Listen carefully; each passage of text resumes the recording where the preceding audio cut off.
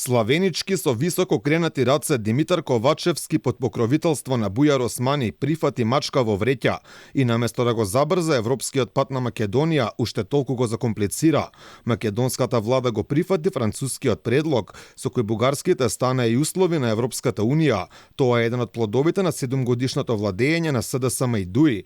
Инаку Ковачевски прифати нешто што првично барем декларативно го одби, односно пред камери одлучно кажа не среде Брисел. Предлогот во ваква форма, каква што е во моментов, е неприфатлив за мене, за председателот на државата, за владата, за коалиционите партнери и за граѓаните на Република Северна Македонија. Цврстиот став на Ковачевски се скрши за само 7 дена. На 1 јули 2022 дојде нов, но во суштина тој беше истиот стар предлог. Ковачевски сега отиде контра граѓаните, експертите, опозицијата и тврдеше дека ова било добро решение за Македонија и почна да го турка по секоја цена, во што на крај и успеа. Од овде и од денес па натаму одиме напред со забрзан чекор, за да се приклучиме кон европското семејство, во кое многу скоро и официјално ќе се чуе нашиот македонски јазик. Барем пред камери и председателот на Македонија Стево Пендаровски првично беше против овој предлог.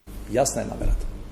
Сакаат да се вратат на нивната стара теза која е срамна и која е невтемелена ниво науката, ниво фактите од историјата, дека овдека е под 45-та направена системска дебулгаризација. Слично како и Ковачевски, по кусо време и Пендаровски го промени ставот, а подосна се фалеше дека и самиот учествувал во креирањето на францускиот предлог. Па ја ги работев сите тие документи, заедно со многу други.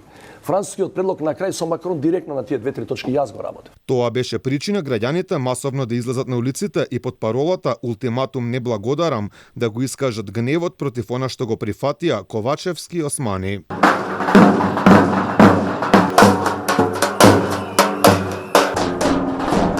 Ние сме македонци, треба да останеме македонци. Ова е жално и ова се гревови што допрва ќе ги плаќаат еден по еден сите заедно. Не треба да го прифати предлогов за ова. Зошто? Па капитулација дефинитивно. Покрај граѓаните на улица, внатре во собранието пратениците на ВМРО ДПМН жестоко се спротивставуваа на францускиот предлог.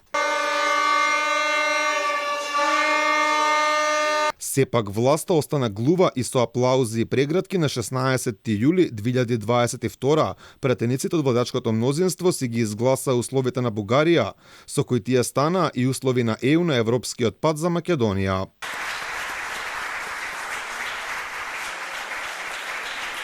Наредниот ден Бујар Османи експресно замина во Софија и на 17 јули пред 2 години со поранешната министерка за надворешни работи на Бугарија го потпиша францускиот предлог, пошто Теодора Генчовска ни порача дека тие не го признаваат македонскиот јазик и дека тоа ќе биде забележано во сите документи во преговарачкиот процес за Македонија.